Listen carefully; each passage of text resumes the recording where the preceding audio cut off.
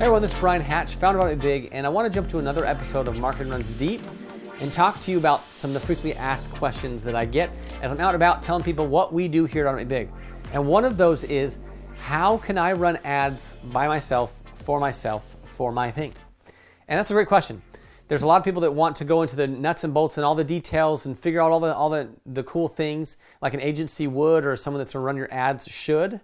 But when you want to just get some things moving and you want to understand how that works, it shouldn't be that complicated. And so I want to teach you today how to run ads on Facebook/Instagram and on Google AdWords. Now, keyword being very simple. I'm showing you simple how to get things done, because you shouldn't be scared of getting something out there.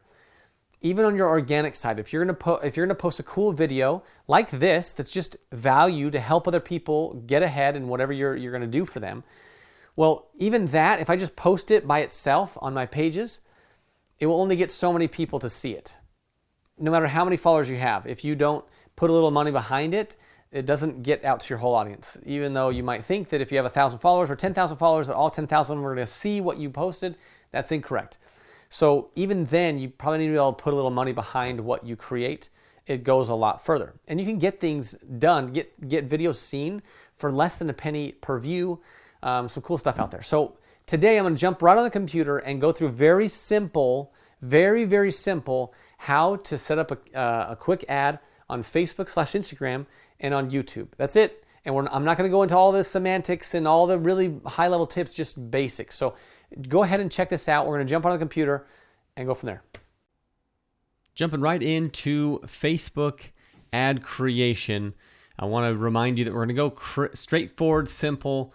I'm not going to get super complicated. There are advanced strategies to be able to use here, but I want to be able to get you off the starting blocks. So when you come in to create an ad, you'll be able to click on Create New Ad inside of your Business Manager, which is nice, and you'll come to a screen that looks like this.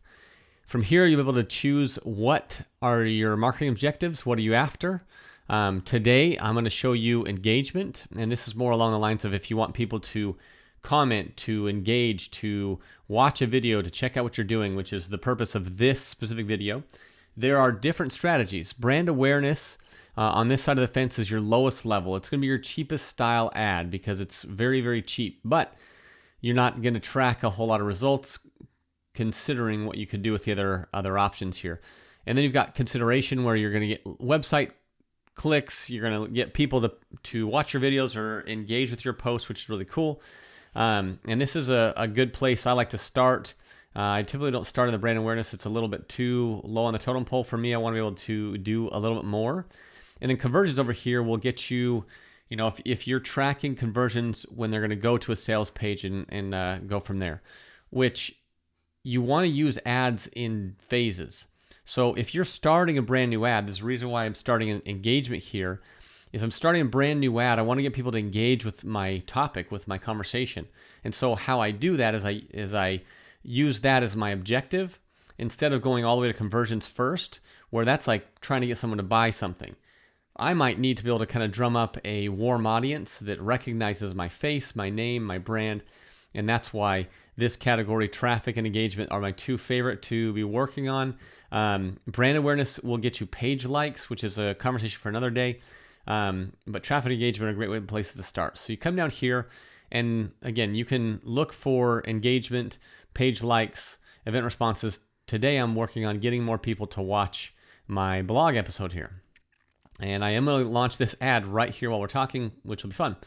From there, you have two options to either do a lifetime budget or a daily budget. I'm doing lifetime over a specific set period of days, and that's how much I want to spend. You can set your own budgets.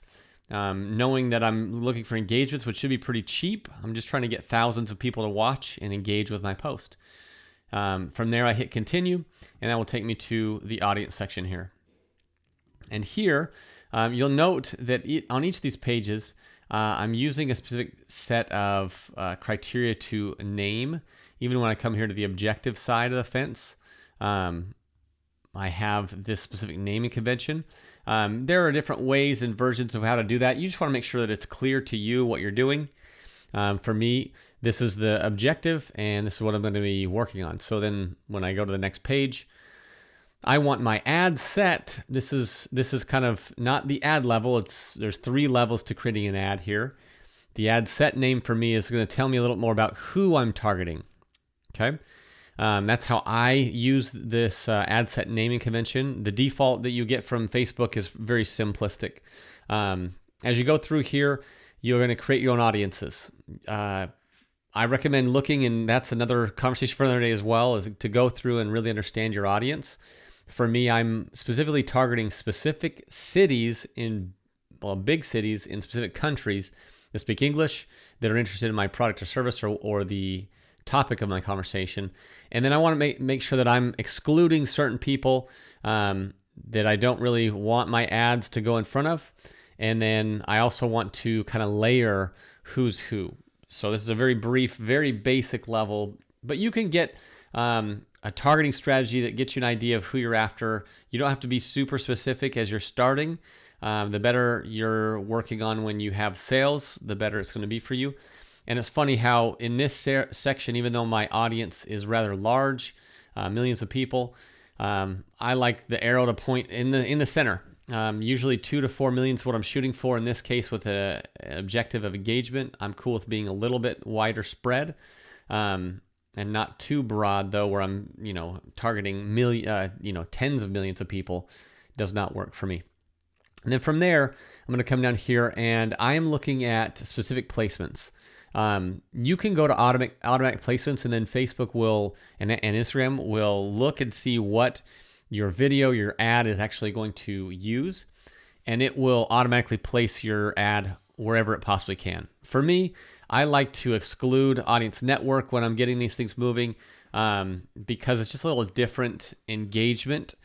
And so primarily feeds are very good. Stories are a possibility. In this case, the videos do have to be certain sizes and lengths to meet those objectives.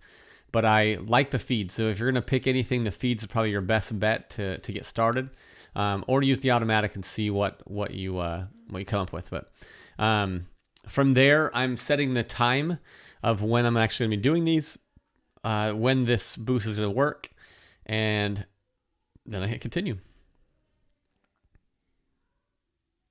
On this page, I have an ad name, which usually for me is going to be along the lines of my headline or something that identifies what we're doing and what I'm trying to get people to accomplish. Now, even though my objective is engagement, I would love for them to click and check out the rest of my blog, which is great.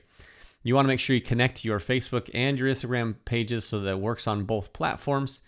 And then from here, I'm using a single video, and the thumbnail is gorgeous, which I'm excited about. But either way, you upload a video, which I've done, and I'll just show you this process right quickly. I've trimmed it so that it cuts out some of my intro that I usually have on this video. And then the captions are particularly important. The captions underneath the videos, a lot of people watch social media on mute so that they're not causing, a lot of noise for their neighbors. And so once you have your captions in your video here, you'll want to hit save. And that way the captions come up on your video, which is wonderful. Facebook does have the option to be able to auto-generate those for you, and you can go through that. I like to upload my own so they go in line with what I want it to. And then from there, you want to create your primary text, which in this case, it gives me one option, depending on the type of ad that I'm running. And then I have a URL that I'm trying to get people to point to. That's not the primary reason of the post, but I would love to see if anyone wants to learn more, to see other episodes of my blog. And then I have a button here. And from there, I want to make sure that my pixel is engaged. That is what will track people that go and check out your post. It warms up audiences for other ads that you can run later to get them to go buy something from you, which is great. And then from there, you hit confirm, and that is the ad. I purposely didn't want to overcomplicate things. There are many things you can do when you're going through your ads, but that is one of the things that I want to make sure that happens here. Now, going on to YouTube. When you go to create a YouTube ad, and I'm doing this for the same purpose as my other that I just showed you, this is brand awareness and reach. I could look for website traffic if I wanted to go that route as well, get clicks to my website. I'm particularly interested in getting more people to watch this episode. And so that is the video campaign objective that I've created here. And then from there, the campaign names are pretty straightforward. They auto-populate those. I usually add some suffix to differentiate what I'm doing here. And then from there, they create the bidding strategy that you can change if you want to. You go, depending on what kind of ad you're running, that will give you a different objective. And then from there, similar situation. I'm creating a budget for a specific time period. Gives me the idea of what we're spending. And then from there, I can also enter the countries and locations where I want my ads to run, which I've done. And then if you have different languages, you can do that. But then from here, there's a little bit difference when you're creating an ad in YouTube. This is the Google ad platform. I'm particularly interested in making sure that I focus on a specific set of audience, which are people that are interested, they're in market in the advertising and marketing services. They need help with their advertising and marketing. So that is something that I've chosen because of past performance of other ads that I've run that shows that this is one of the audiences that is most likely to engage with my posts or with my ads. And so that's important.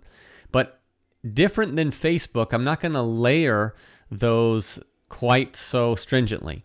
I'm not going to say they have to be in these countries and in this audience, and they can't be this kind of a person. Like, you don't want to layer your audiences inside. I have found that if I select more than one or get really, really fancy in here, it generally makes the ads perform far worse than if I focus on one style. Google Ads is a little more simple of a platform, and they still do a great job with what is available. You can add keywords and topics. This is another part of the process. Is if you're going to go with audiences, go with audiences. If you're going to go with keywords, go with keywords. If you're going to go with topics, go with topics. If you're going to go with a certain placement, go with certain placement. But if you keep adding and layering on top of it, what you're going to do, the effectiveness of your campaign is going to plummet. While I'm not going to spend the time on going through every little piece of why that's important, in all of my learnings with all the people that I've worked with, and those that spend a whole lot more money on YouTube advertising than I do, that is the recommendation that I would recommend that you use as well, is get clear on what you're after, but I wouldn't recommend layering with keywords and topics and the specific placements. Allow it to happen the way that YouTube will let it run. On this one, they actually ask for a bidding. So you say, what is, per the 1,000 views, what am I willing to pay? And so I've put in a dollar amount there, and then it gives you your estimated performance because of what I spent, how many impressions I should be looking to see given the audience that I've talked about. From here, it will ask you to go and put in a YouTube URL. So this section here, this is a YouTube video. So videos that are running on YouTube have to be a YouTube video. Unlisted, you don't have to have it be like a public video. But in this case, this video will run that way. And then final URL, if they click on it, I would love them to go to the blog, which I've put here. And I have a call to action. These only have 10 and 15 characters. So note that your call to action and your headline are very short and cannot go outside of that. Do not caps lock your situations here. Make it straightforward, simple. Google does not like to look like you're shouting. They already do that for you. Watch more, as you can see there. So make it simple and straightforward. And then from there, you can auto-generate the banner, or you can upload a specific image as it's recommended. I like this because they're picking the banner that showcases what I'm talking about, which I like. And then I hit create campaign. And that is what we have to create ads on YouTube. Now, this is meant to be a simple, straightforward approach to Facebook advertising and YouTube advertising for those of us that want to get a message out there, get things moving, and not have to pay a big corporation or entity or agency to accomplish this for us. This will get the ball rolling. This should get you out from being scared of clicking the submit button and running ads. You're not going to ruin your life. You're not going to ruin your customers' lives. Get your ads running, and you'll have a whole lot better chance getting in front of the right people, and you'll learn in this process. All right, so with that simple formula, if you look at how to be able to put an ad together on Facebook and Instagram and on YouTube, if you'll put those things into practice today, you can have somebody else that's not usually seeing your videos today. So put it in practice. This is one small way to automate big.